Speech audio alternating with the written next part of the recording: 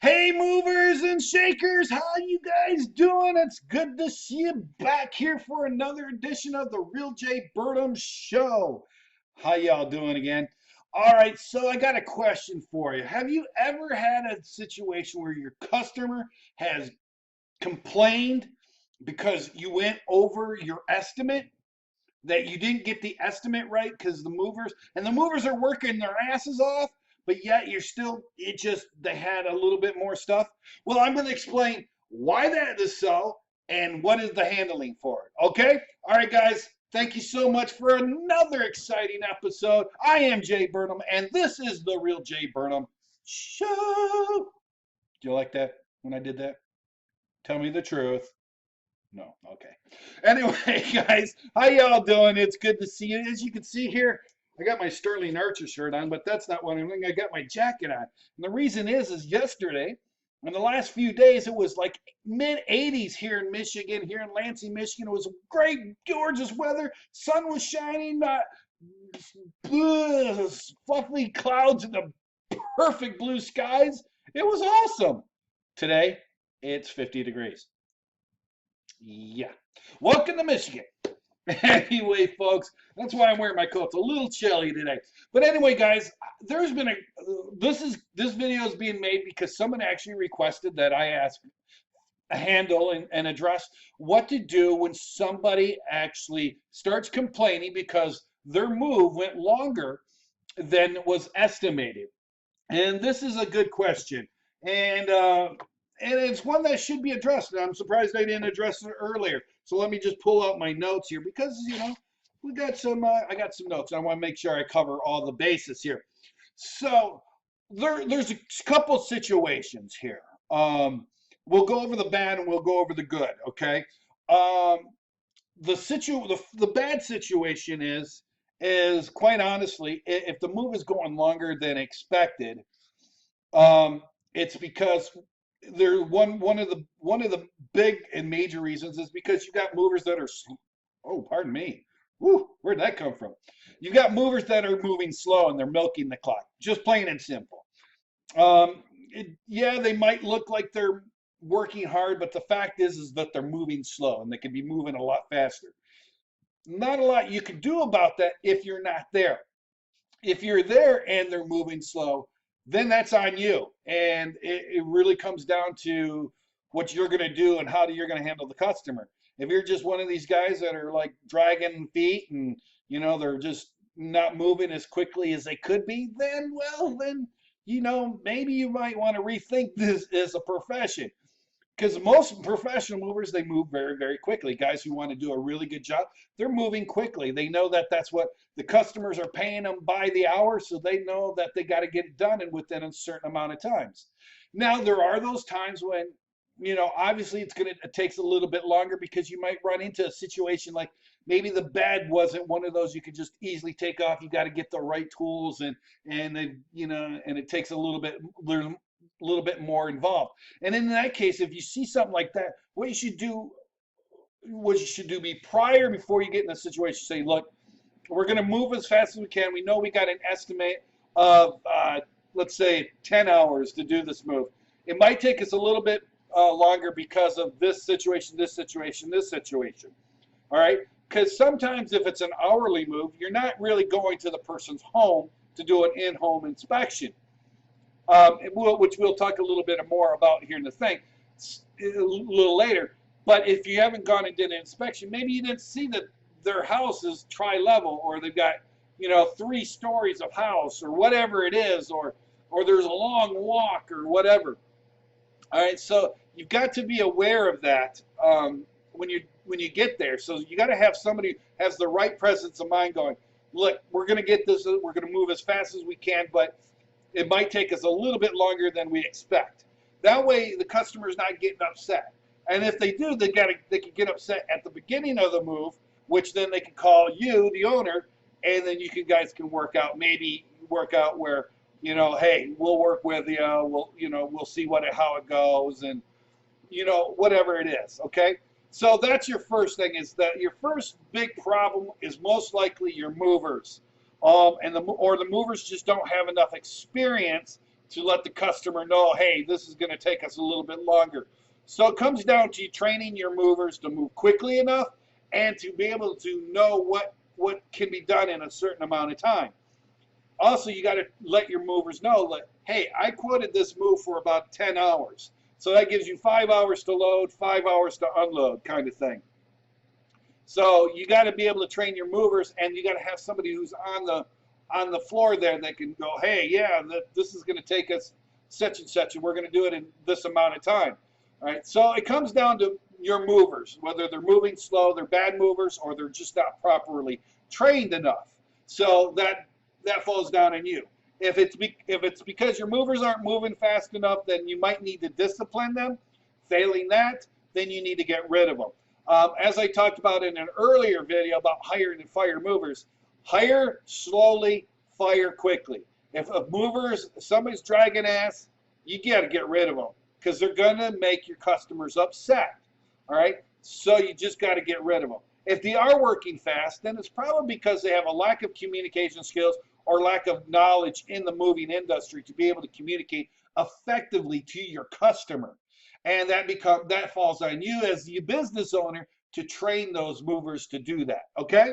So that's your first thing. The second thing is if it's going over estimate, it could be there's three different points to the estimate.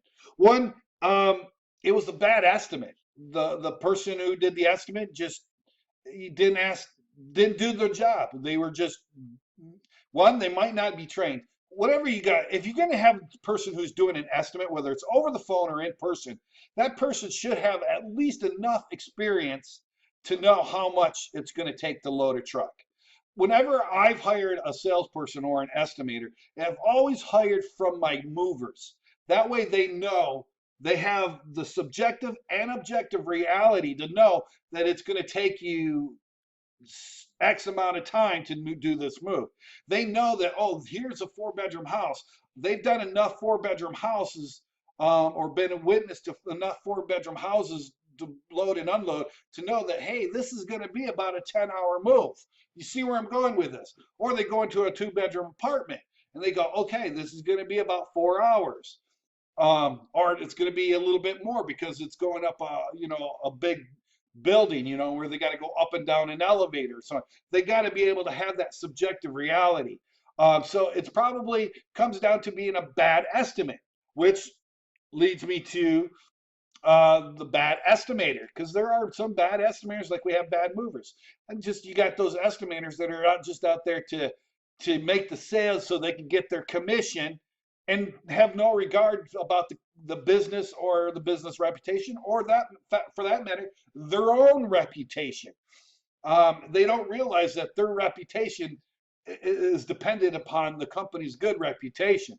So, it's either a bad estimate or a bad estimator is when it comes to in that category, it's one of those two situations.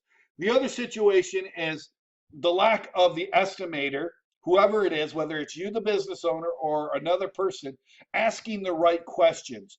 I had an earlier video, which we had a thing called the intake form, right? See that? Let me see, get that in the thing, right? And there you go. I'm going to keep it up here long enough so that you guys can screenshot that and actually make one for yourself. But I have this intake form, and it gives me a bunch of questions. So do I ask, are you in a house or are you in an apartment? How many bedrooms is it? Do you have, are we moving a washer, dryer, refrigerator? Is it a storage unit? How big of a storage unit? Is it going to a storage unit? Are you moving into a house or an apartment? How big is that house or apartment? What floor is the apartment on? Is there anything heavy like pianos, pool tables, gun safes, anything that requires special handling or craning like antiques or artwork, and so on and so forth? These are various questions that you should be asking your customer. You should have a list of frequently, questions that you can consistently run into with your moves that you would give you a good idea of how much time it's going to take, right? Okay, so that said, it probably comes down to not asking the right questions when you're on the phone or if you're in person then it also becomes a question of like, you weren't really paying attention. I want to move this stuff, but I don't want to move this stuff. This stuff needs to go to this storage over here, and blah blah blah. You know what I'm saying? It comes down to lacking the ability to ask the right questions, specifically when you're in on the phone doing an on the phone estimate.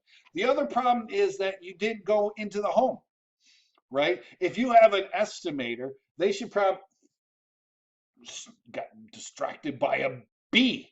Wow, I hate that. Anyway, sorry about that, guys.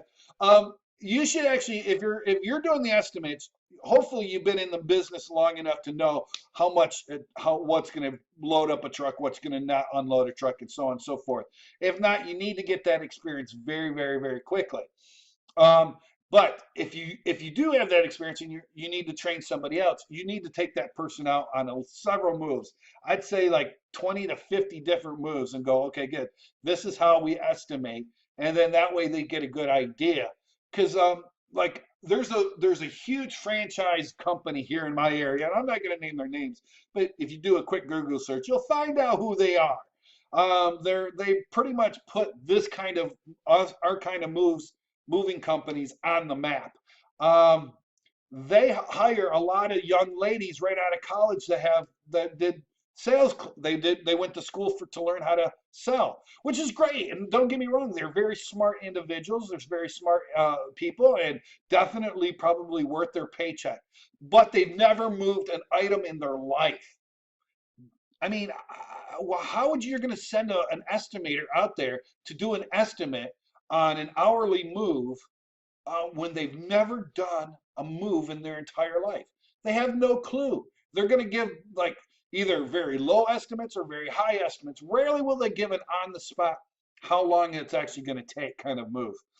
Um, but that comes with the experience. So if you were to take somebody like that under your wing and show them, okay, good, and you go through them and then you explain to them why you said such and such, then they'll start learning and they'll get the idea, especially when they start doing a few of their own estimates with you. But you should go along with them or with somebody who's very experienced, and they should have extensive training with a coach doing estimates, especially over the phone estimates. You should never have them do them by themselves. They should listen to a bunch of questions and see how it's done, right? Also have that pattern, like I have that little pattern. You should have that pattern so you know right off the bat, okay?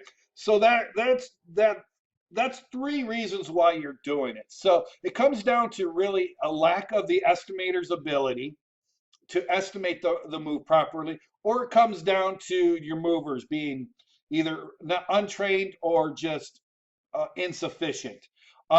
So if you fix those two problems, you shouldn't have any customer complaints. But now let's ask the question: what happens when the customer complains? Well, while you're doing the estimate, you should clearly and under no uncertain terms make it clear to the customer that this is just an estimate. This is just an estimate, and that it could go longer or shorter than the estimate. However, if you're smart, you would actually quote the move on the higher end. Because if you're doing quotes at the lower end, or you're trying to say, oh, the move is going to get done, we could do the move in 6 hours, when you know that it's going to take about 10, then you're being on the little scammy side. And really, I don't want you being part of the business because you're giving the rest of us a bad name. So please quit the moving business. And if I find out that you've been doing it, I will call you out. However, that said, if it's just lack of experience, hey, we all need some experience, so go get your experience.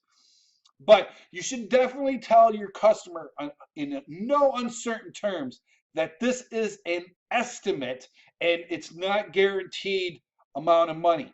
And if they do have, so if you do that, you'll avoid a lot of problems. But let's say they are, and they're under a budget. My professional opinion is you work with them. You cut off an hour off, give them a break, have your movers knock off an hour of the time or a couple hours, bite a little bit, or coordinate with them. Guaranteed, if they're spending $1,000 with you for a move, they can afford 1,200. However, in the sake of being uh, keeping a good customers happy and so on, if it's going to end up a 12-hour, knock it down to 1100 or make it 1050 or something like that. Give them a little bit of a break. Don't give them everything that they want, but give them a break. Knock it down a little bit. And that's going to make them happy. Compromise a little bit with them, and that'll keep them very happy. Of course, realize you're not going to make every customer happy all the time.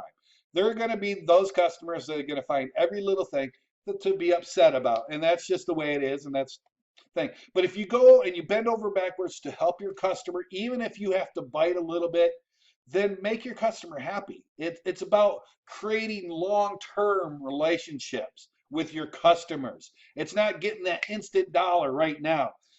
See, if you make that customer happy and you cut off a little bit of, you give them a break, and then a year or 2 years when they move again, guess who they're going to call? You. But if you piss them off and you just, well, we're going to force you to give me that $1,200 or whatever that is, well, yeah, you're owed that money, but what's better is, you're going to piss off a customer who's going to literally go tell probably 10 other people about your horrible moving experience, their horrible moving experience with your company. Or you can have a customer that's kind of meh, whatever. I'd rather have a customer that's meh than a customer that's just trying to do me harm on social networks, etc. And you're going to get a couple of them, and that's just the way it is. But that's how you solve this problem about your estimates. One, you correct the estimator, whether that's you or whomever, or you correct the movers, whether it's you need to fire them because they're just milking the clock, or they're just inexperienced and don't know how to answer the customer's questions. All right.